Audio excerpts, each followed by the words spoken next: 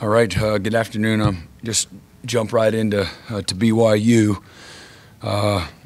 First time ever for the Sooners to go to Utah to play and be our earliest kickoff ever, just a little past 10 o'clock in the morning. So it'll be a quick trip and obviously really important.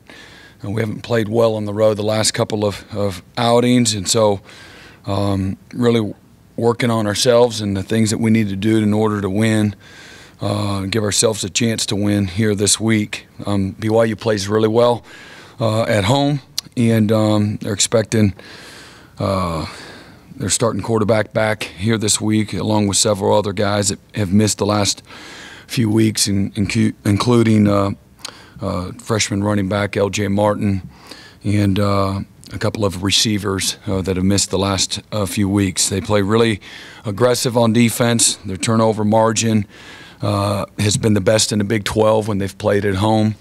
And offensively, again, they've got good, strong running backs. I've got a left tackle that will get drafted early. Again, a quarterback that in Slovis that career-wise is just south of 12,000 yards passing, and threw for 360 yards against Kansas in a really tight game. They've beaten Arkansas on the road, got after Cincinnati, beat a Texas Tech team that just a few weeks ago they beat a Texas Tech team that went down to the wire with Oregon. Got after BYU, had a great game against Kansas State, beat TCU just a couple of weeks ago, and again beat Kansas last week. So they're a little bit kind of like us a year ago, and just a little bit of Jekyll and Hyde, and lost a couple of really tough games. But it's a place that'll they'll be full. They create a lot of noise, and a very passionate fan base and tremendous tradition in college football. So we expect their best. They've got a really, again, aggressive defense, and Tyler Batty, defensive end for them, number 92. He's really had an outstanding year, a very, very disruptive player, and starting corner, number 0.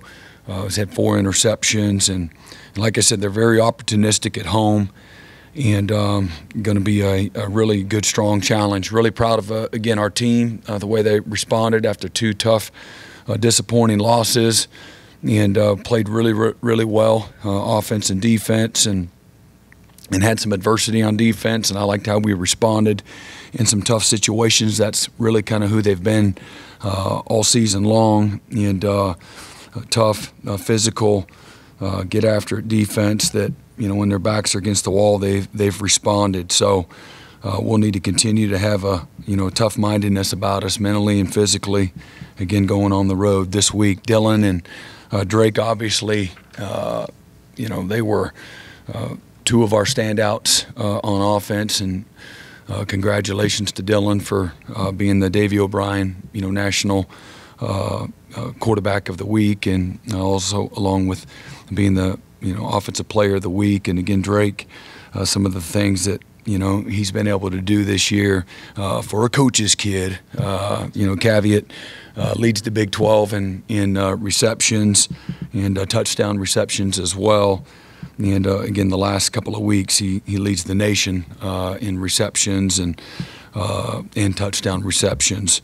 But again, Dylan has done outstanding all year.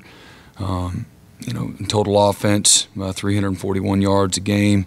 Has passed for a little over 300 yards a game, 36 touchdowns, both running and throwing, and completing a little over 70% of his passes. And so, really, I don't send out a whole lot of, great jobs and fist bumps and man hugs. I usually look at the flaws and the areas that we're weak and where we need to be better. Certainly,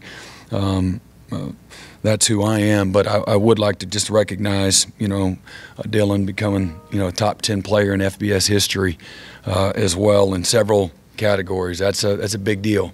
And I said it on my radio show, last night.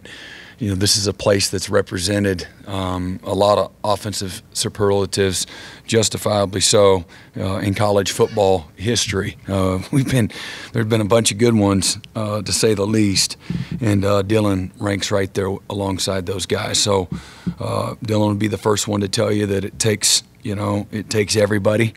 And, an offense and a defense getting them the ball back, and a play caller that every once in a while puts them in a good position, and where they're able to, and then every once in a while overcoming some of the offensive play calling. Just tongue-in-cheek there. There ain't no throwing nobody under the bus or anything else. Just trying to have some fun along with recognizing, some excellence that the achievements that a couple of our players have done in the middle of the season, and those are guys that are incredibly hungry, certainly far from satisfied, rather embarrassed when I bring it up in front of the team, and more determined now than ever to finish the right way, and that's again what to me what we've been able to overcome the last several months, as well as defining, this team 129, by how we finish. So great challenge for us. Really excited about just the next several days here. We got a quick turnaround and a very unique short week where we have to manage all of that really, really well here to be able to, playing 3 games in a little more than 12 days, managing all of that. But we do have a good competitive depth that I think will help make a difference for us as well. We're going to start today on the left side and work our way down. Okay. Thank you. Gosh, Brent, this is off the grid off the bat, but your profession has an element of madness to it. There were 2 coaches competed against each other over the weekend in a game. Neither had a job Monday. Mississippi State and the other guy. And thank you, Dana. Do you stop to consider the danger of what you do, the machinery, whether it's money or expectations, or is that less than 2 years in? Are the pros outweigh all of that silliness and madness? And I never have. I feel well, and let me just say that I don't worry by nature at all. I just get really busy in the doing, but I've shown up on my job every day that I've had a job, starting from the first day I was hired as a graduate assistant at Kansas State, showing up that my job is on the line and everybody else's job's on the line based on my work, my attitude, my thoroughness. I've always had that sense of urgency, but never out of fear, just as something that I think it comes from just an appreciation for having what I have. And so I don't, I'm confident in who I am and whose I am, and I don't worry about things that I can't control. But real quick, the other thing is, why do it, just in general? Why do what? Coach. What are the obvious pros that outweigh that stuff? No, golly, this is that's a long list. But when you love what you do, you're passionate about what you do. Like all jobs, all professions, there's challenges, but it's all worth it. And you're making an impact. You're bringing joy. You're bringing out the best in people. You're creating lifelong habits. You're helping these young guys and coaches and staff take advantage and use the game and all the amazing transferable skills to be better human beings, to be better coaches, to be better husbands, to be better fathers, to be better competitors, to help facilitate these young guys. I got a locker room of 123 guys, and to be able to be a part of helping facilitate their dreams. And that they know, and then maybe the other passions beyond the game that they don't know yet, you're helping become a vessel for them to connect, use the game to connect, and give back to the game that's been so good to all of us. So I love coaching. It's a way for me to compete with myself, and but I love bringing out the best in people, and but I love watching our players become grown and confident, strong men through the game. Thanks. Mm-hmm. Jesse? Hey, Brent, wanted to ask you about Gavin Sawchuk, a guy who's found his footing the last few weeks. Maybe just how have you seen him maybe grow and respond to that early injury, and how important has his play the last few weeks been for the offense in terms of consistency and things like that? Well, I do think that there's something to getting in a groove, if you will. I don't know what that's like. If I'm trying to get a linebacker in their groove, I'll just blitz him in the A gap and usually disrupt something. I think running back's a little bit different than that, and there's a timing aspect, there's a practice aspect, an element that's important. Getting hit and the timing and how blocks move and things of that nature. Again, you asked the question, so I'm kind of thinking through it, but I think all of that is important. And then, again, I think the players surrounding them are a big part of it too. But so battling back from, kind of a nagging injury and getting in the flow, and it's not easy because as a coach, you're trying to find out who's most ready right now in this moment, and there's one running back on the field at a time. So having some patience along the way for Gavin. He's got a great support system, amazing family, and DeMarco does a good job of holding guys accountable and letting them know. Most of the time, I think they know exactly where they stand and what maybe they need to work on. So, but good for him from a maturity standpoint and being prepared for his opportunity, and then hanging in there and getting a little bit better. The more that he's played. Mm-hmm. Yeah, Brent, just wanted to ask about a few freshmen. We got to see Sammy at the Cheetah. Jacoby made the pick. Those two and Lewis Carter, and what they've done on special teams the entire season, the way that they've embraced that's what their role is. Yeah, and then there's several others. Peyton Bowen has been another one along with them, freshmen that have really excelled in the special teams and have done a nice job when they've gotten in. I think that's an important part of their growth and maturity. Certainly that's the challenge day one that we give the freshmen. If you want to establish yourself, you find a way to bring value to the team. In order to make the roster for a travel, an away game, you got to be able to be a dude on special teams. And so it starts with attitude, and then being a detailed guy, and then having a bad case of the wants. Man, that's what it's all about. Showing up every day with gratefulness, and because you've got very limited time. Special teams, they don't get as much time, to work on their craft. So in the small windows that you have every day, you've got to do a great job, show that you're accountable and reliable, dependable, and that you like what you're doing. That shows tremendously, in special teams, and then being coachable, just like you are at your position. So I think it really helps expedite their growth and maturity to becoming more reliable, accountable players as well. There's a direct correlation, between those. And then as coaches, you're like, boy, every time he gets in, look what he does. And that's what RJ did. And he did it last year. And so you want to find as many opportunities as you can to affirm guys that are really good role players. They only get 12 additional snaps, but look what they did. Look at the production. Look at the grade. Look at the, again, the work that they put on the field, the strain, and look how it affected the field position in the game. We had a short field all day. Whatever that is, you want to affirm them both personally and then certainly in front of the team, and trying to create buy-in from everybody that way. But those guys have really shown that they're going to be excellent players both now and in the future.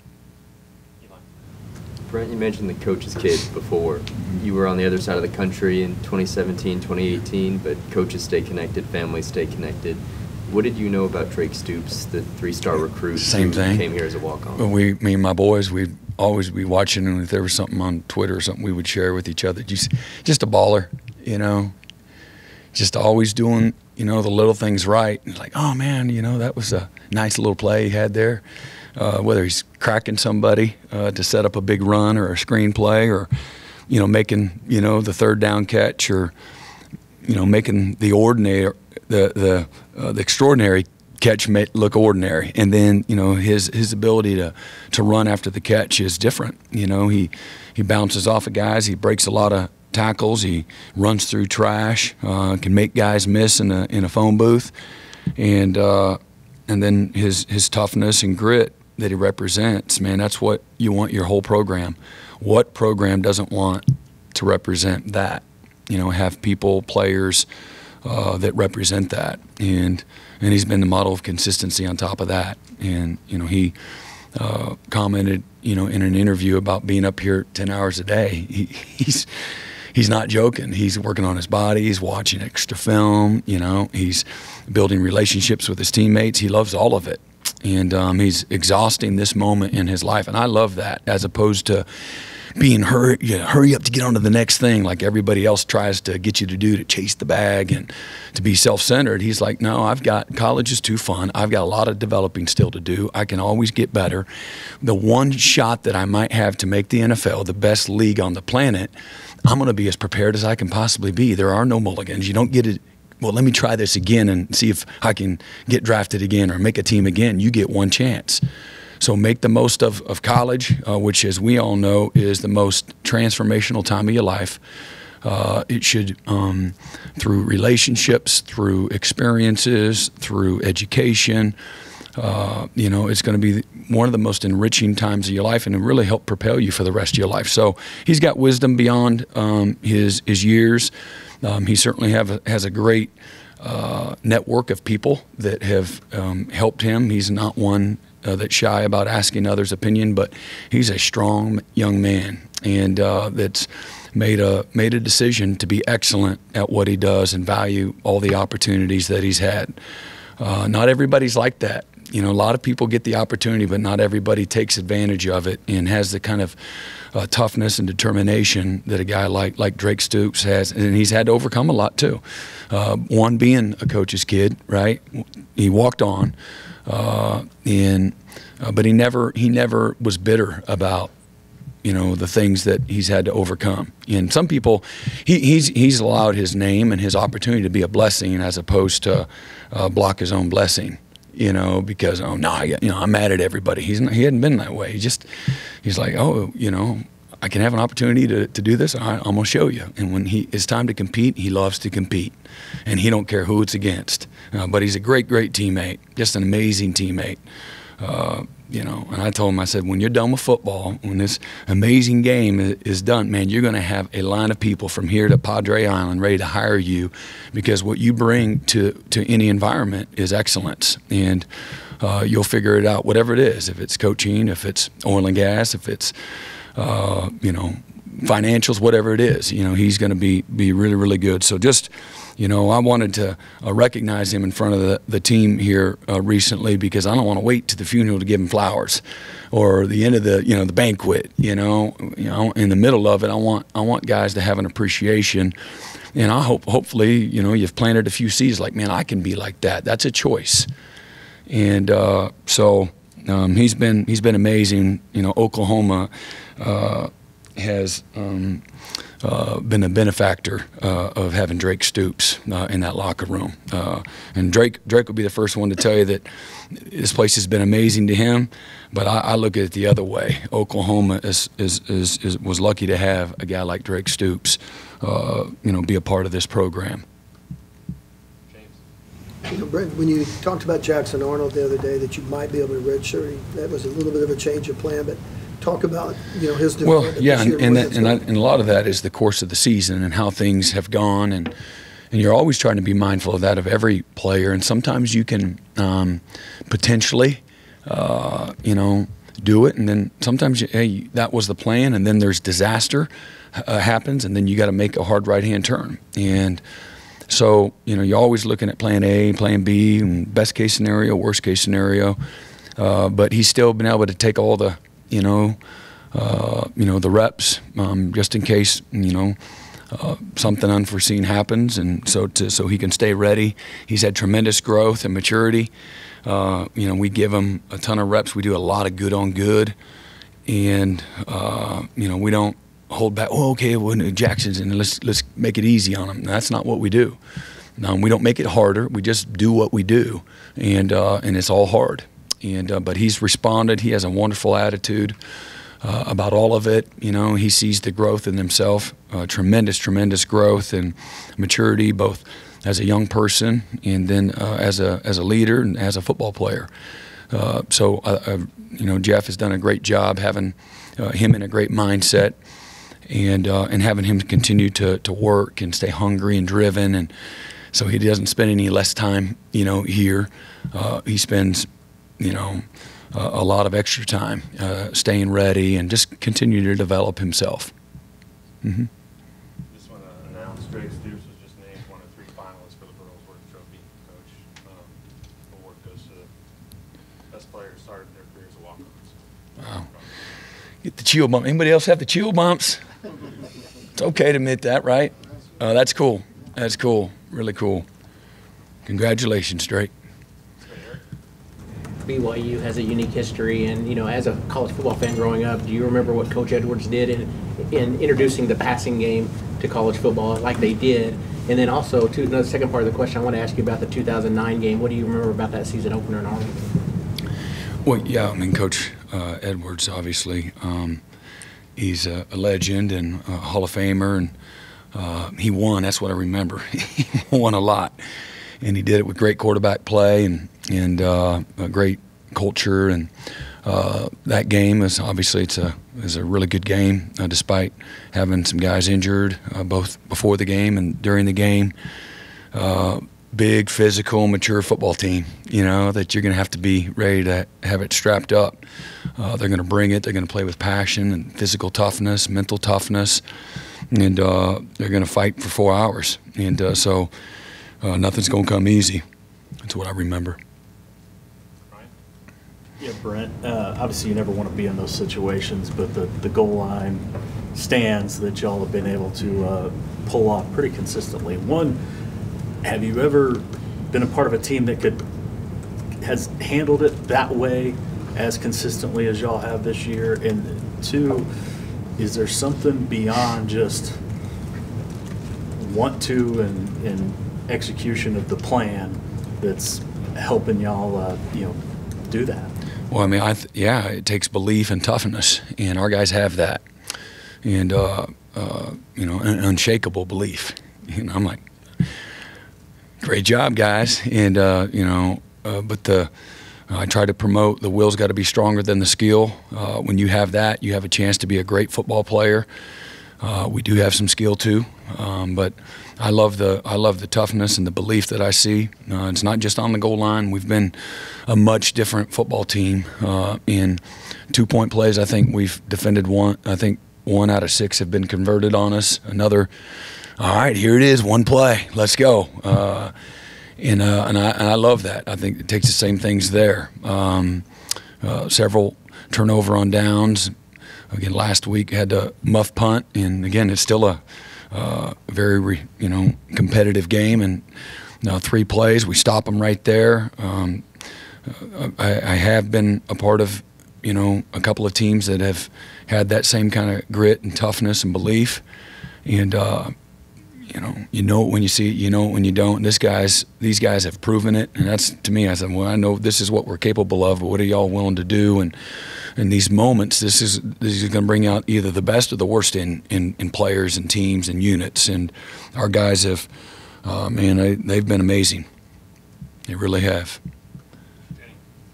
Brent, this is the time of year people start looking at trying to figure out who's going to finish where in the Big 12. You guys are likely in some sort of tiebreaker scenario if you win out. What do you know of the Big 12 tiebreaker scenarios? How much are you like the rest of us trying to figure out where things fall? I just know I'm trying to go win this week. That's it. And that's not literally, that's where I can utilize the time that I have the best way to be, obviously everything starts and goes through me, but as the head coach, but what do we got to do to win this week? And then what is the turnaround, on a short week look by next week to get these guys ready to play against TCU, on that following Friday. Everything else takes care of itself. We put ourselves in a tough position. That's what I know. We don't control our own destiny. And but let's focus on the finish. Let's focus on this week. Let's focus on, the details and the DNA of this opponent, and because you don't have unlimited time, and you got limited resources, limited time, and so that's where I've not even asked Mike, hey, what does it look like, and have him figure it out. I don't. To me, I don't care right now. I'm really not. Because of, if you make the title game, it is a quick turnaround. You got to go right back into a game week planning mode. Is there anybody on your staff that has to keep aware of that just from a planning standpoint? Well, I mean, Jacob Maloney, from an operation standpoint, he hadn't asked me nothing about it yet. He knows better. He makes me mad a lot. Not really, but he knows that would really piss me off, and so. I'm sure there's some logistical things that, have to, obviously there are, but, the only other thing is, guys that, there's support staff that we get down to the wire, going into the last week. I'm sure we'll have a plan to, look at some people maybe that if they make it, and we were fortunate enough to make it, next week while we're working on TCU, they would, be just like every staff, that's in that situation. They would do some advanced work, guys that don't coach. Mm-hmm. Yeah, Brent, this time of year, the coaching carousel always starts to heat up. I'm sure you have guys on your staff that aspire to be head coaches someday or coordinators. As someone that's been through that process, what's maybe your advice to them as someone that's, waiting for the right time? Yeah, there's a time for everything. Be committed to where your feet are. You ask your players to do that, then you do the same. That's what I would say. Don't be a vagabond coach. Build something. Stand for something. Have some roots somewhere. Be loyal to the players and the people that gave you your opportunity. And this will be a game and a career and a profession that will honor that in the long haul. And just like you tell your team every year, you got goals and you got expectations, and you try to create vision. How do you get to the top of that mountain? One step at a time. There ain't no shortcuts. But I don't know. It's just everybody's different. But for me, I want to, I want to go somewhere and call somewhere home. And I would think that who wouldn't want that? A stable environment where you got great support, you got great players, you're in a wonderful day-to-day environment. Don't screw it up. Don't screw up happy. And even if it's for a little more money or another title, that's how I've always looked at it. So I'm not, contradicting, my actions, for over 30 years. And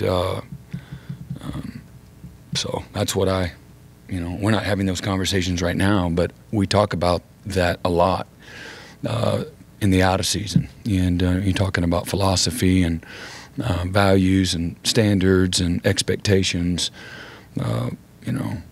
That's what, I would say. Head coaches future head coaches? Oh, sure, without question.